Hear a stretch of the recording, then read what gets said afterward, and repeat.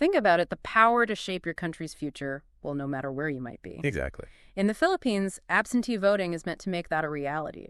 For citizens, who just can't be at their registered precinct when election day rolls around. Mm-hmm. So today, we're doing a deep dive into how this actually works, both for people serving inside the Philippines and for the millions of Filipinos living and working all over the world. And our map for this, so to speak, is the document Philippine Absentee Voting Law and Practice. Right. It really lays out the groundwork, the constitutional stuff, the laws. Mm-hmm. It gets into local and overseas absentee voting, the legal side of things, and, well, what these laws are fundamentally trying to do. So our mission for you today is pretty straightforward. We want to give you a clear, sort of concise understanding of who gets to vote absentee in the Philippines, Yeah. how they actually do it, and maybe some of the interesting challenges involved. It's a complex system. Consider this your shortcut, your express route to understanding this really key part of Philippine elections. So let's get right into it. Okay. First up, local absentee voting, LAV. What's the basic idea behind LAV? Well, local absentee voting, or LAV, it tackles a very specific situation. It's about making sure certain groups within the Philippines, Okay. people whose jobs on Election Day might physically take them away from where they're registered to vote, Right. can still vote in the national elections. Right. It acknowledges that, their service shouldn't stop them from voting for national leaders. That makes a lot of sense. So who are we talking about specifically? These certain groups eligible for LAV, according to our source material. Okay, the document points to a few main categories. First, you've got personnel from the Armed Forces of the Philippines, the AFP, and the Philippine National Police, the PNP, especially if they're assigned away from their home precinct. Okay, military and police. Who else? Then, government officials and employees who are actually involved in running the election itself, performing election duties on the day. Right, people working the polls or related tasks. Exactly. And interestingly, it also includes members of the media. Oh, okay. Reporters. Yes, reporters, but also, importantly, their technical and support staff. Camera crews, the sound guys, the drivers, maybe anyone directly involved in covering the elections. So a wide range of public service and media roles. Now, if you fall into one of these groups, how do you actually cast that local absentee vote? What's the process like? It's not automatic. You have to apply. Huh. Potential local absentee voters need to submit an application directly to COMELEC, the Commission on Elections. Right. Come on. And critically, they need to do this before the election period really kicks off.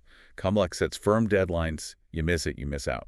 Okay, apply early to COMELEC. What about the actual voting? That also happens early, usually around 10 days before the official election day. 10 days before. And then how does it work? Is it electronic? No, it's typically a manual process. It happens either at specific designated voting centers set up for LAV voters, or sometimes through other special procedures COMELEC puts in place.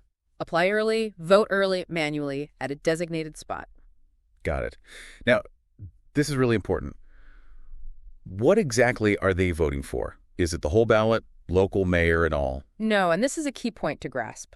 Local absentee voting is only for national positions. Only national. That's right. So they'll vote for president, vice president, senators, and those party list representatives. But not their local mayor or governor? Correct. They're disqualified from voting for local positions because, well, they aren't physically in their registered locality on election day to do so. It keeps the focus national, reflecting their service while respecting local residency rules. That makes sense logistically. So what happens to these LAV ballots after they're cast? They don't just go into the local precinct box, right? No, definitely not. They're handled separately. These local absentee ballots are securely sent to COMELEC Central. And then they're canvassed, they're counted, and included right alongside the regular election returns during the national tally. Every vote gets accounted for. All right, that paints a really clear picture of local absentee voting. Let's shift our focus now. Let's go overseas. How does overseas absentee voting, OAV, work for all the Filipinos living or working abroad? What's the main principle there? Well, overseas absentee voting, OAV, is fundamentally about extending that basic right to vote suffrage to Filipinos who happen to be outside the country.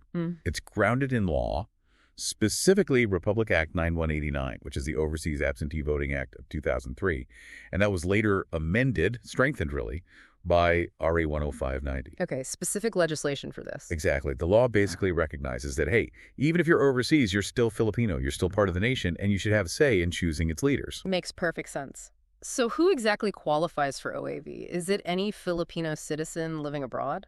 It's pretty broad, but there are criteria. You need to be a Filipino citizen, obviously, at least 18 years old on election day, and not disqualified by law for any other reason. Okay. What about dual citizens? People who hold citizenship elsewhere, too. Ah, yes, dual citizens. They are generally included. So, if you've become a citizen of another country, but you've either retained or formally reacquired your Filipino citizenship, you can vote, provided, and this is important, you have registered specifically as an overseas voter. So citizenship is the base, but specific registration as an overseas voter is the crucial next step. Can you walk us through that registration part? Sure. The whole overseas registration and voting process is managed by a dedicated office within CONELEC called the Office for Overseas Voting, or OFOV. Oh, FOV. Filipinos abroad need to register. They typically do this at the nearest Philippine embassy or consulate. Sometimes also at designated Philippine overseas labor offices, PELOs, which primarily assist Filipino workers. So you have to go to an official Philippine post. Usually, yes.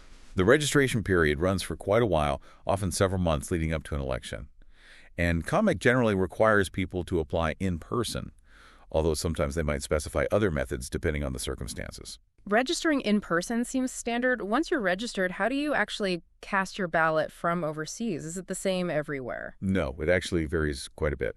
It really depends on the host country and what CONMEC decides is feasible and secure there. Ah, okay. CONMEC issues specific resolutions before each election outlining the methods. But the two main ways are personal voting, where you physically go to the embassy, consulate, or another designated voting place, and postal voting.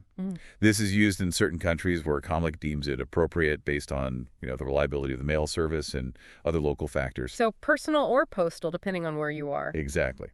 And another key difference from voting back home, the voting period for overseas voters is much longer. Usually about 30 days. It starts roughly a month before the national election day in the Philippines. A whole month to vote. Wow. Why so long? Well, it helps accommodate all sorts of things, the logistics of reaching voters across vast distances, different work schedules, potential mail delays for postal voting. It gives people more opportunity. That makes sense. Now, even if you're a Filipino citizen abroad and you're registered, are there still reasons someone might be disqualified from voting in OAV? Yes, the law does specify some disqualifications. Pretty standard stuff, really. Like what? Things like having a final conviction for a crime punishable by at least 1 year in prison. Okay. Or being declared legally insane or incompetent by a court, unless that status has been lifted. Right. And naturally, if someone has formally renounced their Philippine citizenship or pledged allegiance to another country, they wouldn't be eligible. Standard democratic principles, essentially. And just like LAV, I assume OAV is also just for national positions. That's absolutely right. Overseas voters cast their ballots only for president, vice president, senators, and party list representatives. No voting for the mayor back in their hometown. Nope. Same principle as LAV. They're not current residents of those specific localities. Okay, so let's say I'm voting in London. I cast my ballot at the embassy.